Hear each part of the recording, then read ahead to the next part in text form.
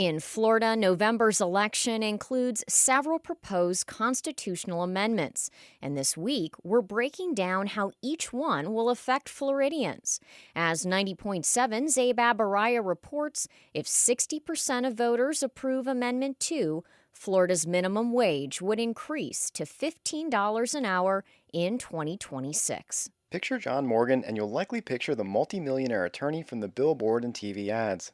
Okay, now picture a young John Morgan as a high school kid in the 1970s performing card tricks for Walt Disney World guests. That was one of his first jobs. If you give me a deck of cards, you're going to have one of the best evenings of your life because I'm good at it. Now consider the economics of John Morgan doing card tricks in the 1970s. In today's money, a Disney ticket would have cost about $30. Workers would have been paid about $10 an hour. The price of entry to Disney now? $109.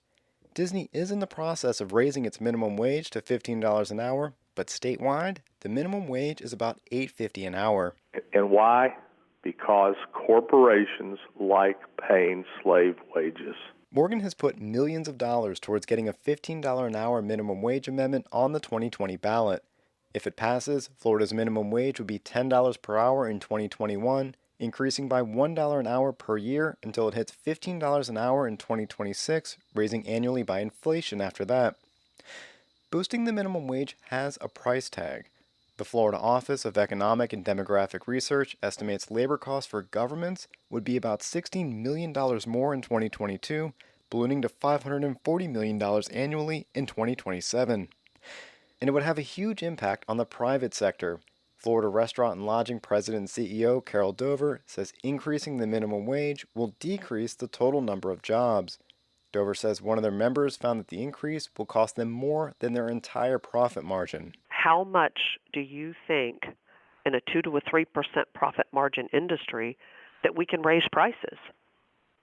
I mean, it's not possible. Dover says the minimum wage was never intended to be a living wage. It was intended to be a starting wage while people are training. It makes me sad that the people who get excited about it and think that this is going to be great for them might be the people that ultimately get hurt in it. And I think that's a tragedy. PhD economist Paul Wilson, author of What Does the Minimum Wage Do?, says the research through the mid-1990s shows that a 10% increase in minimum wage decreases teenage employment by about 1 to 3%.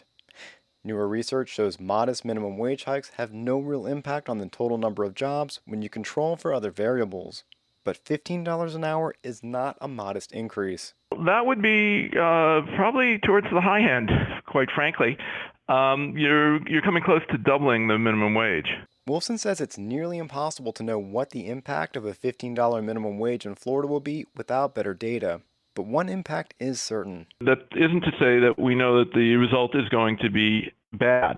It's very much that we don't know what the result will be, other than that the people who remain employed will be pocketing more money. John Morgan doesn't frame his argument as an economic one. He frames it as a religious and moral issue. We don't want to go down to the food bank and see all the people who are coming there in uniforms after work with their children to get free food. We don't want to see it. The pandemic seems to have increased support for boosting Florida's minimum wage, with 2/3 of surveyed voters supporting Amendment 2, an increase from earlier polls. I'm Abe Abaraya in Orlando.